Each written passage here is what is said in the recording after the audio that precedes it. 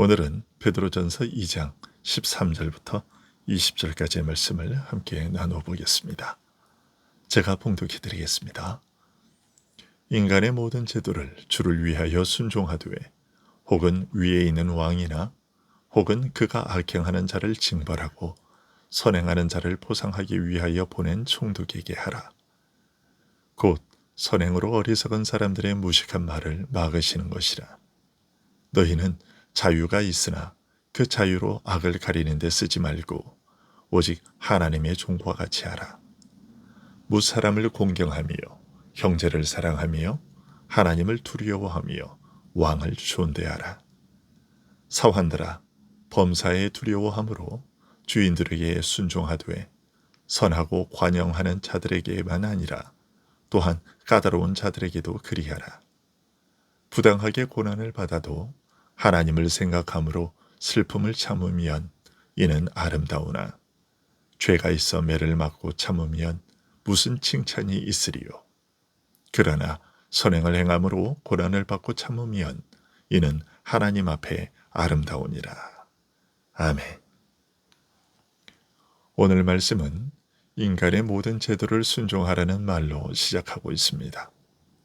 그러나 그냥 순종하라고 하지 않고 주를 위하여 순종하라고 말하고 있습니다. 이것은 인간이 세운 모든 제도는 주님으로부터 말미암았다는 사실을 염두에 둔 말입니다. 그리고 여기서 말하는 모든 제도란 13절 끝에 왕과 14절에서 언급되고 있는 총독과 같은 통치 권세를 가리킵니다. 왕과 총독은 인간 사회에서 최고의 지위와 권력의 정점에 있는 자들이지요. 이런 이들에게 순종하라고 하는 이유는 무엇입니까? 단지 그 권력의 막강함 때문에 두려워서가 아닙니다. 14절에서 사도는 그 이유를 그가 악행하는 자를 징벌하고 선행하는 자를 포상하기 위해 하나님께서 세운 권세이기 때문이라고 밝히고 있습니다. 앞서 본 12절에서 사도는 이방인들에게 이전에 살던 모습과 자세를 멀리하라고 했었습니다. 하지만 그렇다고 해서 이전의 이방인, 즉 불신자로 살면서 적용받던 제도와 질서들을 무조건 다 부정하고 버리라는 것은 아니었습니다. 불신사회 안에도 악을 벌하고 선을 권장하려는 선한 목적으로 세우신 제도들과 사회 질서들이 있습니다. 그런 만큼 이런 것들에 대해서는 무조건 부정하거나 버릴 것이 아니라 오히려 복종하라고 명령하고 있는 것입니다.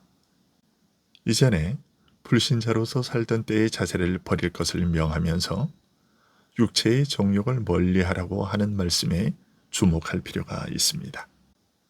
부패한 욕심과 정욕 등 죄된 것, 악한 것을 멀리하라고 한 것입니다.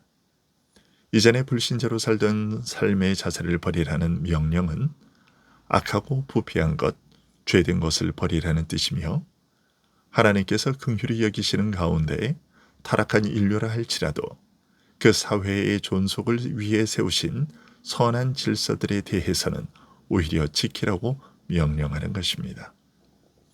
그런 명령을 내리시는 이유를 사도는 15절에서 계속 추가로 설명하고 있습니다. 선행으로 어리석은 사람들의 무식한 말을 막으시기 위해서라고 알려주고 있습니다. 그렇기 때문에 그리스도인이 된 이후에는 다른 삶을 살아야 하는데 사도는 신자들이 살아야 할 그 삶을 16절, 17절에서 다음과 같이 알려주고 있습니다. 너희는 자유가 있으나 그 자유로 악을 가리는 데 쓰지 말고 오직 하나님의 종과 같이 하라.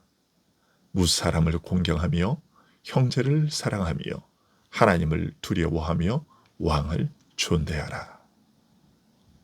죄에서 자유하게 되었고 율법과 육의 연약함에서 자유롭게 된 것을 포함하여 그리스도 안에서 신자가 누리게 된 광범위한 자유를 악을 가리는 데 사용하지 말라고 말하고 있습니다. 죄에서 구원하여 얻게 하신 이 귀중한 자유를 죄 짓는 구실과 뻔뻔한 변명으로 삼지 말라는 것이죠.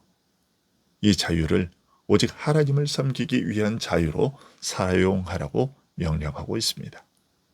왜냐하면 본래부터 하나님께서 우리를 죄에서 구하신 목적이 하나님을 섬기는 고귀한 자유를 얻게 하기 위해서인 것이기 때문입니다. 그러니 하나님을 섬기는 마음과 자세로 모든 사람을 존중히 여기며 형제를 사랑하며 하나님을 경외하고 왕을 존중하라고 하는 것입니다. 특히 하나님을 섬기는 마음으로 왕을 존중하라는 말은 결국 인간에 세운 모든 제도를 복종하되 하나님을 섬기는 마음으로 하라는 뜻입니다. 이런 자세는 왕과 총독 같은 최고의 권세자들에게만 아니라 모든 상급자에 대해서도 마찬가지입니다. 18절에서 이것이 명령되고 있습니다. 사환들아, 범사에 두려워함으로 주인들에게 순종하되 선하고 관용하는 자들에게만 아니라 또한 까다로운 자들에게도 그리하라. 상전 중에는 선하고 너그러운 자들만 있는 것이 아니죠.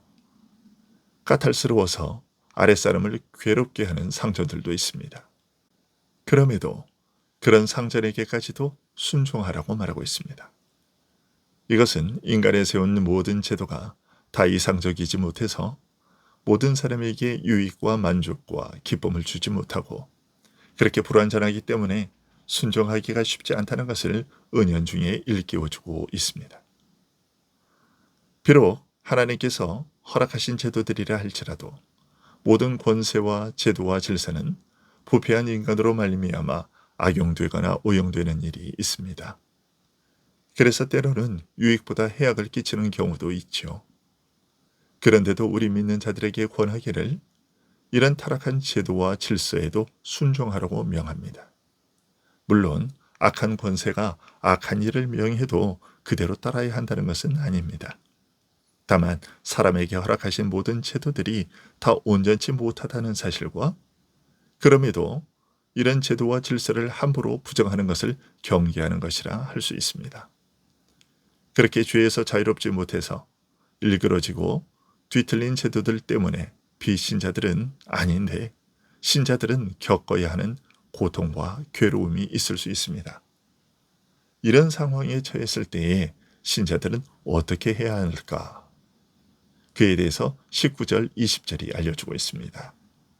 부당하게 고난을 받아도 하나님을 생각함으로 슬픔을 참으면 이는 아름다우나 죄가 있어 매를 맞고 참으면 무슨 칭찬이 있으리요. 그러나 선을 행함으로 고난을 받고 참으면 이는 하나님 앞에 아름다우니라. 비록 신자가 악에 굴복할 수는 없지만 인간에 세운 제도들의 이런 한계와 약점으로 불가피하게 겪게 되는 슬픔과 고통을 인내하는 것이 아름다울 수 있음을 일깨우고 있습니다. 고난을 받는 이유가 내 안에서 일어난 죄의 결과라면 수치스러운 것이지만 하나님께 복종하는 마음으로 선을 행하다가 당하는 것이라면 오히려 은혜로 받을 가치가 있다는 것이죠. 오늘의 이 말씀을 마음에 새기고 오늘도 선을 행함으로 하나님 앞에 아름다운 삶을 살아가는 우리가 될 수 있기를 소원합니다. 기도하겠습니다.